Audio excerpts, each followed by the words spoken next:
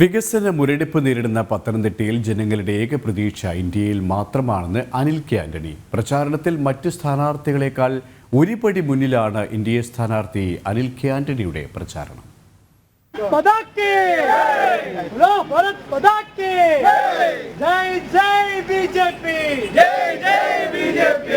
ജനങ്ങളെ നേരിട്ട് കണ്ടുള്ള പ്രചാരണത്തിനെത്തുന്ന സ്ഥലങ്ങളിലെല്ലാം വൻ ജനപങ്കാളിത്തം.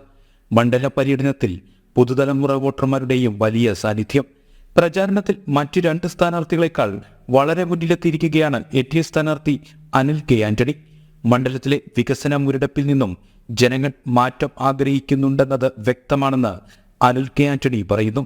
ശബരിമല ഉൾപ്പെടെയുള്ള തീർത്ഥാടന കേന്ദ്രങ്ങളുടെ സമന്വയ പുണ്യഭൂമിയായ പത്തനംതിട്ടയിൽ വികസനം സാധ്യമാക്കാൻ എൻ.ഡി.എയുടെ എം.പിക്ക് മാത്രമേ സാധ്യമാക്കുകയുള്ളൂ എന്ന കാര്യത്തിൽ ജനങ്ങൾ ബോധവാന്മാരാണെന്നും അദ്ദേഹം പറയുന്നു. എല്ലാവരും ഇവിടെ കൂടുതൽ അവസരങ്ങൾ ആഗ്രഹിക്കുന്നു. ഒരുപാട് ഇവിടെ അടിസ്ഥാന സൗകര്യങ്ങൾ, ലോകാത്തര നിലവാരമുള്ള മറ്റ് സൗകര്യങ്ങളെല്ലാം ആഗ്രഹിക്കുന്നു. അതെല്ലാം ഈ മൂന്ന് സ്ഥാനാർത്ഥികളിൽ ശ്രീ നരേന്ദ്രമോദിജിയും BJPയും പ്രതിനിധീകരിക്കുന്ന എനിക്ക് മാത്രമേ ചെയ്യാൻ സാധിക്കത്തുള്ളൂ എന്നുള്ളൊരു വസ്തുത ഇന്ന് ഒരുവിധം എല്ലാവരും മനസ്സിലാക്കിയിട്ടുണ്ട്. അത് കാരണം തന്നെ തീർച്ചയായിട്ടും എല്ലാവരും താമര അടയാളത്തിൽ ഇപ്രാവശ്യം വോട്ട് രേഖപ്പെടുത്തി ഞാൻ വിജയിക്കുമെന്നാണ് എൻ്റെ വിശ്വാസം. ആറന്മുളയിലായിരുന്നു അനിൽ കെ ആന്റണി ഇന്നലെ മണ്ഡല പര്യടനം പൂർത്തിയാക്കിയത്. ജനം, പത്തനംതിട്ട.